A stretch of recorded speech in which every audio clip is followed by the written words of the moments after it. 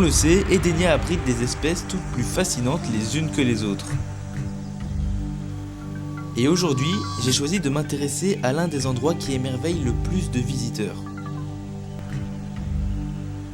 Un lieu où tout commence bien avant le premier battement d'ailes. Le jardin des papillons.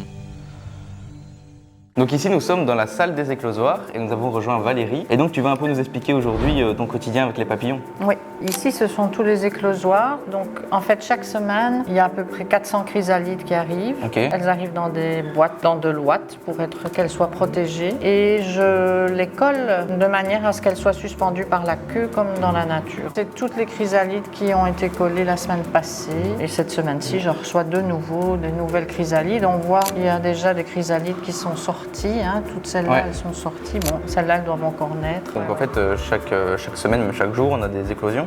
Oui, il y a des jours où il y en a beaucoup plus et puis il y a des jours où j'en ai beaucoup moins. Mais c'est vrai qu'en général, en quelques jours, tout est quasiment né. Et donc toi, ton rôle ici, en fait, c'est de t'occuper de tout ça. Une fois que les papillons sont là, tu vas les mettre dans la serre? Les papillons qui sont nés dans la nuit, je viens de les mettre là ce matin parce qu'ils ont bien séché. Il faut attendre qu'ils sèchent. Donc quand ils sortent de la chrysalide, ils sont vraiment tout humides. Donc là, on ne peut pas les toucher, sinon ils vont se blesser. Et donc comme celui-là, par exemple, il est occupé de sécher. Il est sorti ce matin. Et tout à l'heure, j'irai le mettre en liberté, le déposer sur un arbre. Comme ça, il choisit le moment où il veut s'envoler. S'il veut encore sécher un peu, s'adapter à la volière, il peut le faire.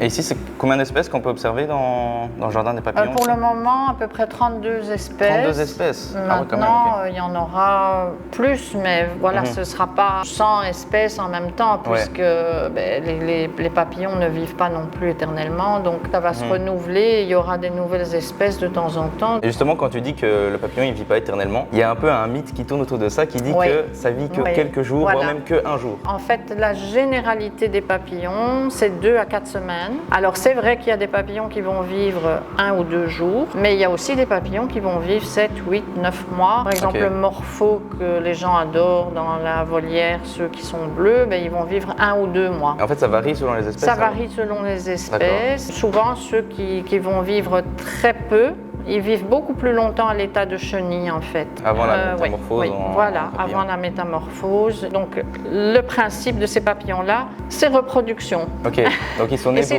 ils sont nés pour se reproduire. Les femelles mangent un peu, mais les mâles, ils n'ont pas la possibilité. Ils doivent chercher la femelle. Et c'est reproduction à tout prix. Et puis une fois que les œufs sont pondus, les papillons meurent. C'est quoi le cycle complet? On part d'un œuf au départ, puis on a la chenille, puis on a... l'œuf, la chenille, puis la chenille forme sa chrysalide. Il va y avoir vraiment une transformation, c'est-à-dire que la chenille va se liquéfier totalement et il reste que quelques cellules qui, elles, vont former le papillon. C'est un peu compliqué à comprendre, mais je dis ça très simplement. Donc, en fait, la chenille, elle disparaît vraiment et les quelques cellules qui survivent, elles vont former le papillon. Ok, c'est fascinant, Ah oui, ça, les papillons, ça a toujours fasciné depuis tous les temps. Même les gens, je crois qu'ils pourront le dire ici, dans la serre, dès qu'ils arrivent dans le jardin des papillons, ils sont fascinés. Ah oui. T'as une idée de pourquoi ça peut fasciner autant? Je pense justement cette métamorphose qui a fasciné depuis toujours, la beauté. Aussi, je pense. La plupart des papillons sont quand même très, très attirants et très, très beaux. D'ailleurs, les enfants n'arrêtent pas de me dire qu'ils sont magnifiques. Donc, les couleurs, leur vol qui est... Comme on dit souvent à des enfants, tu papillonnes. Ça fait un peu penser à quelqu'un qui rêve et qui va... Le vol des papillons, en fait, il est nécessaire contre les prédateurs. Ils n'arrêtent pas de monter, de descendre, de monter, de descendre, d'aller à gauche, à droite. Mais en fait, c'est un moyen d'échapper aux prédateurs.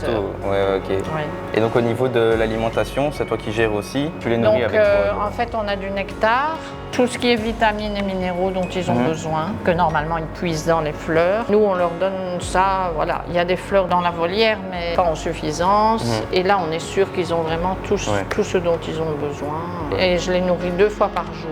Et alors, ils ont aussi des fruits, parce qu'il y a quand même beaucoup de papillons qui mangent des fruits pourris. Ils préfèrent les fruits pourris. Les gens vont pouvoir constater que qu'ils vont aller beaucoup sur les fruits et ils vont préférer ça au nectar en fait. Et là, on a continué à discuter un peu avec Valérie. Et au fil de la conversation, elle m'a partagé quelque chose de vraiment incroyable sur les papillons. Il y a parmi les papillons, des papillons qui migrent comme les oiseaux. Donc ils changent d'environnement? Ah, ils font jusqu'à 3000 km. Alors oui, j'ai été clairement choqué en apprenant ça. Mais bon, pas le temps de traîner puisque Valérie nous emmène maintenant découvrir le jardin des papillons. Allez, on va voir les papillons dans la volière. C'est parti. Alors 2 fois par jour, en fait, les papillons qui sont nés, je vais les apporter dans la volière et je les lâche. On va aller voir parce que je les ai posés il n'y a pas longtemps. Ils sont certainement encore tous là. Il y a celui-là aussi, parfois j'en mets là. Voilà, ceux-là, c'est ceux que j'ai déposés ce matin, qui sont nés donc cette nuit. Ils ont encore envie de sécher un peu. En général, cet après-midi ou demain matin, ils ne seront plus là, ils sont tous partis. Donc là, en fait, ils se posent le temps de sécher et puis après, ils vont commencer Quand il y a du soleil, ils prennent vraiment bien leur envol. Les papillons ont vraiment besoin de soleil parce qu'ils ont le sang qui s'adapte à la température qu'il y a à l'extérieur. Donc s'il fait froid, ils ne vont pas voler. S'il fait chaud, ils ont la lumière du soleil. Ils ont besoin de la température en fait. Ils ont besoin de la chaleur. Ça, ce sont des Rumanzovia. Et là, regarde, ça c'est vraiment une imitation parfaite d'une feuille. Ah ouais, c'est vrai qu'on dirait. J'avais même pas vu. Des petites bisaltides. Mais quand elles s'ouvrent, elles sont colorées. Hein. Mais ah ouais, c'est vraiment comme une feuille quand elles sont recroquevillées quoi. Voilà. Ici, on en a une très belle aussi, c'est Parthenosylvia. Et là, c'est un Papiliobolina. Et ça, c'est Papiliocolite. C'est impressionnant. Parfois, il y en a qui ne sèchent pas trop bien. Leurs ailes sont un petit peu abîmées. Et comme je ne suis pas sûre qu'ils volent, je les place toujours sur les planches. Là où il y a la nourriture, comme ça, je suis sûre, voilà, je leur donne leur chance. Là, ils restent pour s'alimenter alors Ils s'alimentent et puis il y en a qui finissent par s'envoler quand même. Et c'est là qu'on voit qu'il y a plein d'espèces en fait. C'est là qu'on regarde comme ça, il y en a plein de différentes. Elles sont magnifiques. Et hop, petite pause au milieu de cette vidéo, tout simplement pour vérifier si vous êtes bien abonné à cette chaîne YouTube. Si ce n'est pas le cas, n'hésitez pas à le faire. Et évidemment aussi, si ce n'est pas encore fait, mettre un petit like, ça nous soutient énormément. Donc il y a aussi un gros sujet ici qui est assez sensible avec les visiteurs, c'est ce qu'ils peuvent toucher les papillons ou non. Je préfère qu'ils ne les touchent pas. Maintenant, les papillons n'ont pas du tout peur des visiteurs, donc ils viennent régulièrement se poser et les visiteurs, c'est vrai qu'ils sont un peu embêtés, ils me disent comment est-ce que je dois faire. Le principe, c'est de les prendre le long du corps, comme ça, les ailes sont bloquées, parce que si on ne bloque pas les ailes, ils vont faire fonctionner leurs ailes pour s'enfuir et elles peuvent se casser. Non, il faut... ne doivent pas le faire, quoi, le prendre comme ça. Si vraiment ils sont tout seuls et qu'il y a un papillon qui ne descend pas comme monsieur, là par exemple, il a ce papillon sur son sac. Maintenant, si monsieur bouge le sac un petit peu, normalement il va s'enfuir. Hein. Et il suffit de leur déposer, hop. Voilà. Sinon, c'est quand c'est eux qui viennent nous voir, les regarder surtout, mais pas vraiment aller... Ah non.